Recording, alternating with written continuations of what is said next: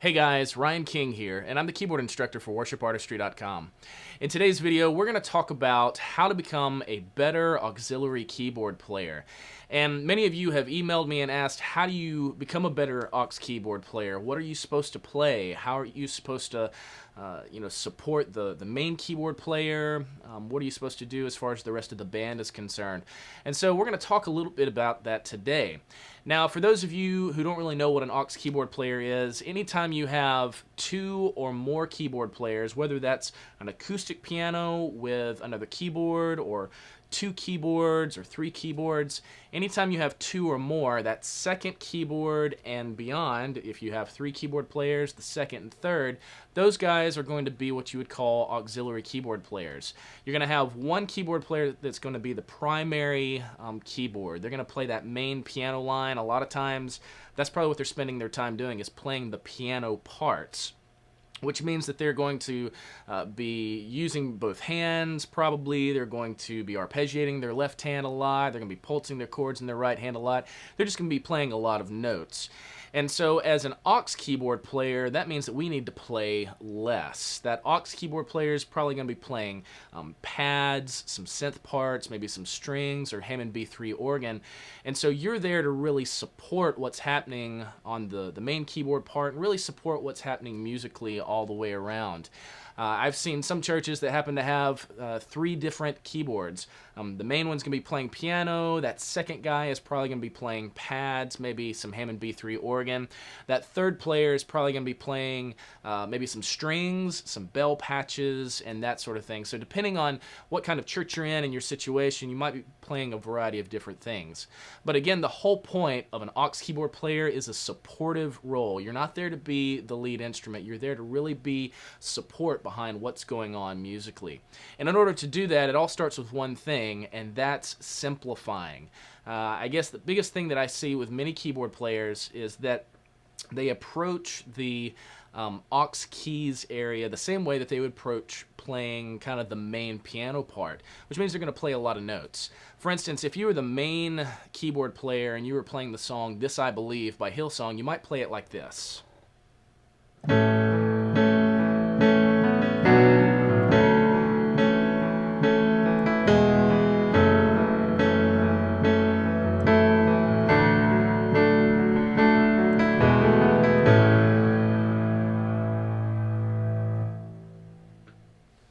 So that was the chorus to This I Believe, and as you could see, I played kind of down here in the middle to the lower end of the keyboard. I was doing big chords, doing full octaves in my left hand. I was arpeggiating my chords, adding little passing tones, and so there was kind of a lot going on there. And so again, that is if you were the main keyboard player. You might even shift it up an octave, especially as those other choruses really start to build. You can start and move up an octave to give it some energy. But the point of that is that you're probably playing a lot of notes, you're arpeggiating your chords, you're adding some passing tones and that sort of thing. Well, as an aux keyboard player, you don't want to do that, because if you did, you'd start really playing on top of what that other piano player is doing. If you were using like an EP or something like that, it really could clash with what they're playing, especially if you're not playing the exact same notes and landing right when they are landing. And so that's kind of a main thing that I see with a lot of keyboard players, is they approach it the same way that they would play it if they were the main keyboard player. So the best advice that I can give you: simplify. That's the main thing that you can do. And so kind of a good approach to that is, number one, as an aux keyboard player, just take your left hand and drop it off. Don't even worry about playing your left hand. Now, there are times where it's okay to use your left hand depending on what kind of sounds you're playing. Maybe whenever you get to a section of a song where it's just going to be pad and nothing else, then it's okay to bring in your left hand to fill in that low end of things. But by and large, you just want to drop off your left hand and only use your right hand. The next thing that you want to do is you don't want to arpeggiate your chords unless you're having to play like a big synth part. The main thing you want to do is just diamond your chords or hold your chords. So for instance, as I mentioned, an aux keyboard player is probably going to be playing a lot of pads, maybe some strings, or even some B3 organ. And so if you were to play that chorus of This I Believe and just use a pad, like a warm pad, it could sound like this. 2, 3, 4. 1, 2, 3, 4. 1, 2, 3, 4, 1, 2, 3, 4, 1, 2, 3, 4, and 1.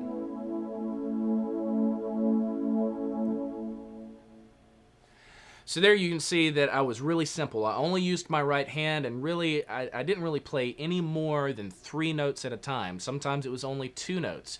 So that's a real good kind of practice to do as an aux keyboard player. Only use your right hand, don't worry about your left hand, and really simplify. Only do about 2 or 3 notes max, really filling out the chords. You don't need to worry about that because of all the other instruments. It really takes listening to the other instruments. If it comes down to just being pad, then it's okay to add in your left hand. You could do something like this. 1, 2, 3, 4. 1, 2, 3, 4. 1, 2, 3, 4. 1, 2, 3, 4, and 1.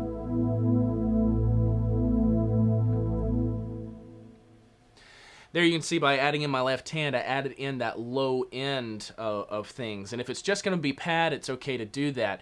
Now, if you're playing with the rest of the band, and especially if your bass player is playing, you probably don't want to do your left hand because that could really muddy things up and it could make things difficult for your sound engineer. It's a whole lot easier just to drop off your left hand and only do your right hand. Now, as I mentioned, as an aux keyboard player, you're going to be playing some pads. You might even add in some strings or some B3. And if you were playing that same chorus, it could look like this. 2, 3, 4. 1, 2, 3, 4. 1, 2, 3, 4. 1, 2, 3, 4. And 1, 2, 3, 4, and 1.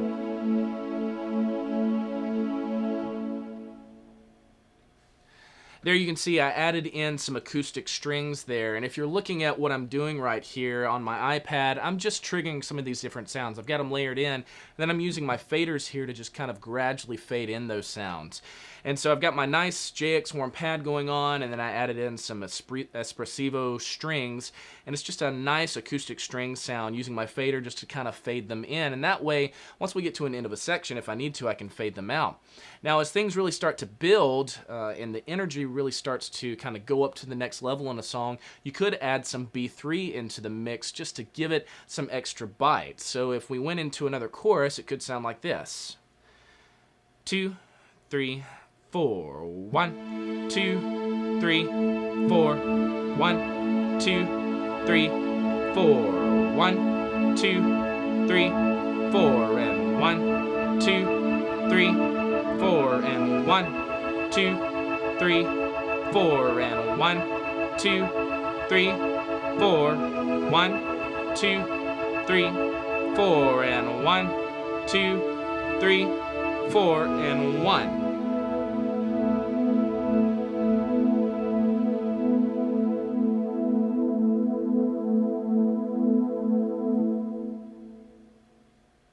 So there you can see I kind of shifted up an inversion here. I kept in my strings and I slowly added in that B3 just to add in just another texture of sound.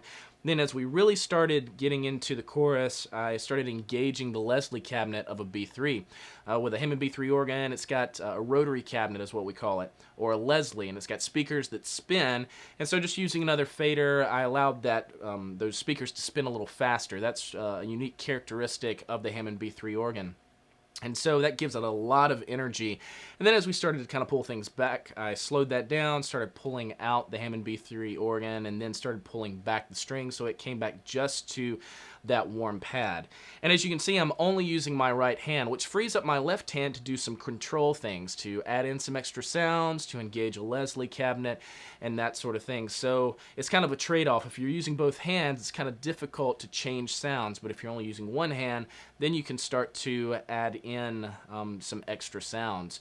Sometimes you might use both hands in order to do a supportive role, especially in a lot of these newer songs where maybe you're playing a pad in one hand and maybe doing a bell patch in another.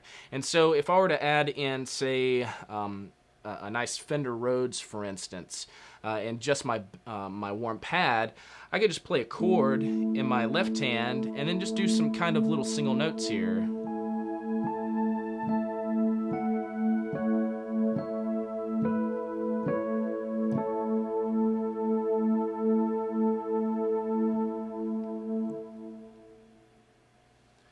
So there I'm still, kind of keeping it relatively simple, only doing 2 notes in my left hand and doing those single notes in my right hand just to add some color, but I'm not getting too busy with it. And so again, just as an auxiliary keyboard player, you just really want to simplify things. You want to take your left hand, just drop it completely off, and in your right hand, just really simplify it and really don't do any more than 2 or 3 note chords. That way it just keeps it nice and simple. Now, if that's challenging for you, a little trick that you can do is you can take a pencil. I've actually got one right here. You can take a pencil and put it between your fingers. There's 3 ways to do this, and each way kind of gets easier and easier. The most difficult way, if you want to make it to where you're only playing 3 notes, you could take a pencil and take it and put it between your index finger, your middle finger, and your ring finger. Have your middle finger be on bottom, and your index finger and your middle finger be on top. You can kind of see that right there. So your middle finger is on bottom, index, ring finger on top. This way you can only play with 3 fingers, your thumb, your middle finger, and your pinky. That way you can only do 3 note chords, something like this. You move up to a D if you wanted to. Move up to an actual D chord here. Back down to an A. Or you just drop it off all together and do 2 note chords. Now that's probably the most hindering of all as far as that's concerned. It's really only going to allow you to do 2 or 3 note chords, and because of this, and you're really concentrating on keeping that pencil in there, you're only really going to be able to do triads and maybe 2 note chords as far as a first inversion or a second inversion is concerned. If you want to make it a little easier, all you have to do is reverse your fingers. Take the pencil out and put your index or your middle finger on top, and put your index and your ring finger on bottom. What this is going to allow you to do is to use 4 fingers, thumb, index, your ring finger, and your pinky. This way you can start to do a little bit easier 3 note chords. You could do a little bit of you could do an A here, move up to a D, an E. You also move up to an F sharp minor, E, and then A. So there you can see that you can do 3 note chords. You can do a little bit of, it makes it a little easier to do some different inversions. And then if you want to make it the easiest of all, just take the pencil out and this time put it between your thumb and your middle finger and have your index finger on top like this. So your thumb and middle finger on bottom and your index finger is on top. This way you can play some nice triads. You can do 3 note chords in especially second inversions and even first inversions as well. You do A, D, E, F sharp minor, come down and do a B minor 7, E, even back to an A2 chord. Now the key to that is really focusing in on making sure you hold the pencil in your hand. Don't concentrate too much on the notes that you're playing, because if you do, you'll see it start to slip out and then it could just ultimately come out. The point of this exercise really is to simplify. As I mentioned, as an auxiliary keyboard player, you want to simplify, doing 2 note, 3 note chords at most. And so, again, as an auxiliary keyboard player, you're probably going to be playing some pads, strings, maybe some B3. You might add in an electric piano here and there. If you've got somebody playing the acoustic piano or the main piano part and you want to add in an EP, again, just diamond your chords. Don't worry about playing a lot of rhythm or a lot of notes. The biggest thing that you want to do is just diamond your chords. That's the best thing you can do. That way your pad will continue to sound out. A lot of players, what they'll do is they'll bring in a pad and they'll start arpeggiating their chords. And if you'll notice here, if I take my chord, you don't really hear a whole lot of variation when I am arpeggiating my chords here. Even when I do that, you don't hear anything. It's just the entire pad sounding out. And so that's the reason I tell a lot of keyboard players, don't worry about arpeggiating your chords, just diamond your chords. Again, diamond means to just play the chord and hold it until you need to change to the next chord. Depending on what kind of sound that you're using, if you start arpeggiating your chord, it may start building on top of each other, and the sound can get louder and louder, and you don't want that. You just want to diamond your chords, and you'll be good to go. So again, you've got this little pencil trick. You can put it between your middle finger and your index and your ring finger. You can reverse that, or you can bring it and put it underneath your index finger, and it allows you a little bit more flexibility. But the whole point of it is just to simplify. So if you want to become a better auxiliary keyboard player, just really focus in on being supportive. Only use your right hand, take your left hand, drop it off, tie it behind your back if you need to. Only do 2 or 3 note chords, and really focus in on using those pads, maybe some strings, some Hammond B3 organ, but the main thing, really focusing on that pad. That can definitely be supportive, and the nice thing about a pad is that when things are big and loud, you're not really going to hear it that much, but when things really pull back, you'll start to hear it, and especially feel it. If you drop off, it's definitely going to be noticeable when you don't have a pad in there, especially from transitions from song to song. So again, in order to become a better auxiliary keyboard player, you want to simplify, focus in on the pads, and you'll be good to go. Good luck and have fun.